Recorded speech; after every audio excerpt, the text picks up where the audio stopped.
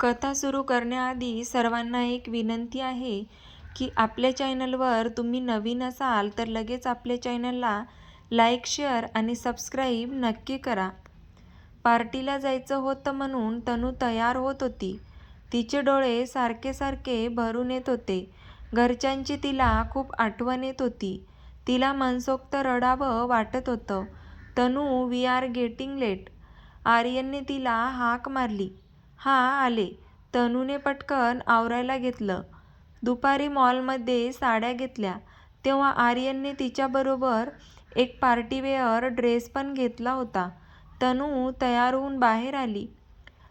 ती बाहेर आली तेव्हा रोहितसोबत आर्यन बोलत होता. सर, निघूया. तनूने त्याला हाक मारत विचारलं. हं, आर्यन तिच्याकडे वळत म्हणाला. त्याची नजर तिच्यावर गेली तसा क्षणभर तो फ्रीज झाला. तो डोळे फाडून तिच्याकडे पाहत होता. ब्ल्यू कलरच्या लेंथ वनपीसमध्ये ती खूप हॉट दिसत होती. गोल्डन कलरचा वनपीस, त्यावर गोल्डन इयरिंग, गळ्यात छोटं मंगळसूत्र, हातात रिस्टवॉच, ओठांना पिंकशी लिपस्टिक. उफ, एकदम कमाल दिसत होती तनू. आर्यन भान हरपून तिच्याकडे पाहत होता. निघूया ना, तिने थोडं कचरतच विचारलं. Rohit, call you back. Aryan call cut करत म्हणाला. तो तनूकडे आला. तनू मान खाली घालून उभी होती. त्याने तिचा चेहरा वर उचलला. तू मला सिड्यूस करतेस का? नाही सर, ते तुम्हीच आणला ना हा ड्रेस. मी तर तुम्ही सांगितलं म्हणून घातलाय. याआधी असला ड्रेस कधीच घातला नव्हता मी. तनू एक्सप्रेशन देत म्हणाली. खरंच नाही घातला तू? नाही, तिने होकारार्थी मान हलवली. आर्यन तिच्या क्यूट चेहऱ्याकडे एकटक पाहत होता. किती ते साधं आणि लोभस रूप. समोरचा एका क्षणात वेडा झाला पाहिजे. सर, उशीर होईल. तनू त्याला भानावर आणत म्हणाली. हं, चल. आर्यन आणि तनू ते दोघे रूमबाहेर पडले. थोड्या वेळात दोघे पार्टी व्हेन्यूवर पोहोचले. मिस्टर शाह यांच्या वेलकमसाठी आले. त्यांनी बाकी बिझनेसमॅनसोबत आर्यनची ओळख करून दिली. वेटरने ड्रिंक ऑफर केली तसं त्याने ड्रिंक घेतली, पण तनूने कोल्ड्रिंक घेतले. तिला इथे खूप ऑकवर्ड वाटत होते. ती पहिल्यांदा अशा पार्टीला आली. सगळेजण अडून अडून तिला पाहत होते. तिला खूप कसं तरी वाटत होतं. आर्यन सगळ्यांसोबत बोलत होता तर तनू एक साईडला बसून होती. तिला हे वातावरण बिलकुल आवडलं नव्हतं. जेंट्सचं लेडीजसोबत अगळपगळ बोलणं, त्यांना मुद्दामून चिटकायला जाणं पाहून तिला राग येत होता. निदान आज तरी आर्यन कुठल्या मुलीला भाव देत नव्हता. हे पाहून तिला थोडं बरं वाटलं. हे ब्युटिफुल, तू इकडे एकटीच का बसून आहेस? Please join. असं एक 35-40 वर्षाचा माणूस तनूकडे घाणेरड्या नजरेने पाहत म्हणाला. नो सर, मी इथेच कम्फर्टेबल आहे. तनू त्याला टाळत म्हणाली. प्लीज हनी, आप जैसी खूबसूरत लड़की ऐसी शांत बैठी अच्छी नहीं लगती. चलो हम डान्स करते हैं. तो तिला म्हणाला. तिला त्याच्या जवळ येण्याची किळस वाटत होती.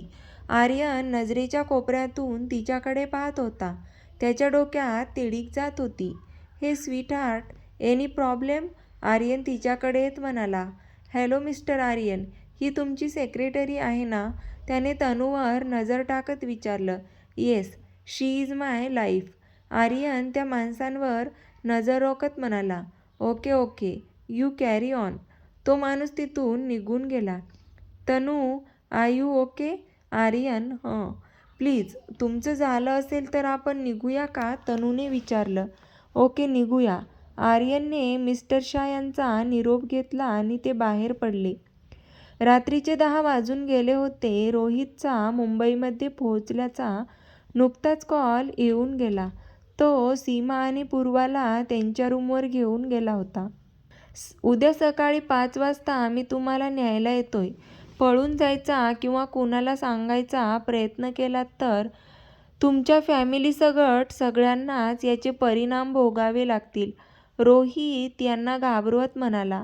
सर, आम्ही कुठेही जात नाही आहोत. जोपर्यंत आम्ही आमच्या मैत्रिणीला भेटत नाही तोवर आम्ही कुठेही जाणार नाही. आम्हाला काळजी आहे तिची. पूर्वा, आर्यनलाही आहे तिची काळजी. तुमच्या मैत्रिणीला छळणार नाहीयेत. रोहित जरा चिडतच म्हणाला. जर त्यांनी तिच्याशी लग्न केलंय तर ते लपवतायत का? पूर्वा म्हणाली. ते तुम्ही आर्यनला विचारता का? तो देईल तुमच्या प्रश्नाची उत्तर. सांगतो मी त्याला. रोहित उपहासाने म्हणाला. नहीं नहीं, कोई बात नहीं पूर्वा, चुप ना. वो रोहित सर, हमें जहाँ रहने जा रहे हैं वो सर का खुद का फ्लैट है. सीमा, हाँ रोहित, तो क्या आप हमें गृह प्रवेश की तैयारी करके दे सकते हैं प्लीज़? सीमा म्हणाली. सीमा, पूर्वा, तनु की शादी तो हो गई है, हमें एक्सेप्ट करना चाहिए. सीमा, बरोबर बोललीस तू. ठीक आहे, आपण तिचा गृहप्रवेश करू.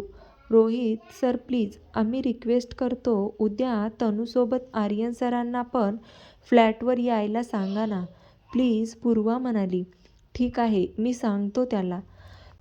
तुम्हाला काही तयारी लागणार आहे का? हो सर, असं म्हणत पूर्वाने रोहितला जे जे लागणार ते सांगितलं. थोडा वेळ यांच्याशी बोलून रोहित निघून गेला. जाताना त्यांना मोबाईल परत केले. पार्टी आवरून डिनर करून दोघे हॉटेलवर पोहोचले. आल्या आल्या तनू चेंज करायला गेली.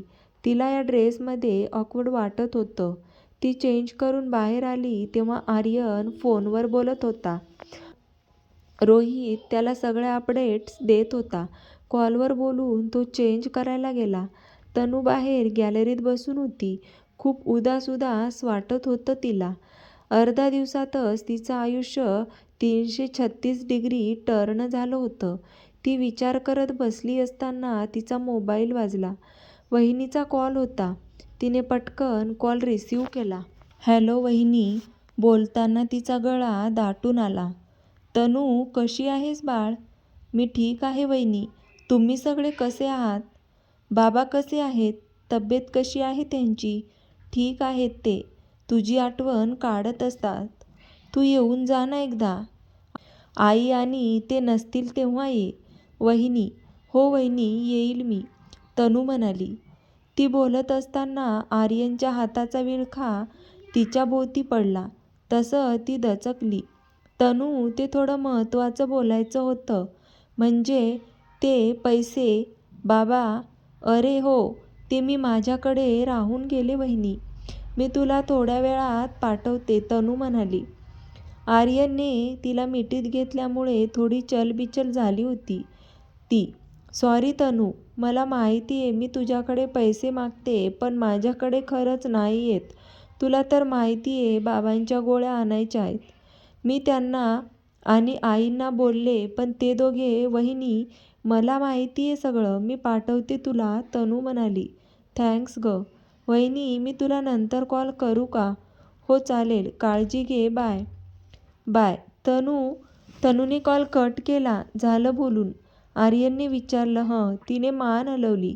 काही महत्त्वाचं बोलायचं होतं का? त्याने हळुवारपणे विचारलं. त्यांचं असं हळुवार बोलणं तिला थोडं पचत नव्हतं. नेहमी अग्रेसरमध्ये असणारा तो आज खूप सॉफ्ट झाला होता आणि तो तिच्याकडे एकटक पाहू लागला. थोडं इम्पॉर्टंट होतं. प्लीज मला 5 मिनिट देता का? तिने बिनबित विचारलं. देतो ना, आर्यन म्हणाला. तनूने पटकन मोबाईल हातात घेतला आणि वहिनीला पैसे पाठवले. तसं तर ती दर महिन्याला पैसे देत होती. या महिन्याची सॅलरी कालच झाली असल्याने द्यायचे राहिले होते. तिने पैसे पाठवून वहिनीला मेसेज केला आणि मोबाईल पटकन बाजूला ठेवला. झालं काम? आर्यनने विचारलं. तनू म्हणाली. उद्या सकाळी लवकरची फ्लाईट आहे. तुला साडी नेसून यायचं आहे. मी तुला आपल्या फ्लॅटवर सोडेन आणि घरी जाईल. योग्य वेळी तुझ्याबद्दल सगळ्यांना सांगेन. तो विचार करू नकोस, आर्यन तिला म्हणाला. तिने होमध्ये मान हलवली. चल झोपून घे, आर्यन म्हणाला. तनू उठायला जाणार इतक्यात आर्यनने तिला दोन्ही हातावर उचललं आणि तो तिला आत घेऊन आला. त्याने तिला बेडवर ठेवलं आणि तो तिच्या शेजारी आडवा झाला. तो झोपी गेला आणि ती मात्र बराच वेळ जागी होती. उद्याचा दिवस आपल्याला काय दाखवणार याची काळजी तिला लागून राहिली होती. तर कसा वाटला तुम्हाला आजच्या कथेचा हा भाग? आवडला असेल तर व्हिडिओला लाईक, शेअर आणि सबस्क्राईब नक्की करा. पुढचा भाग आपण लवकरच पाहणार आहोत. धन्यवाद.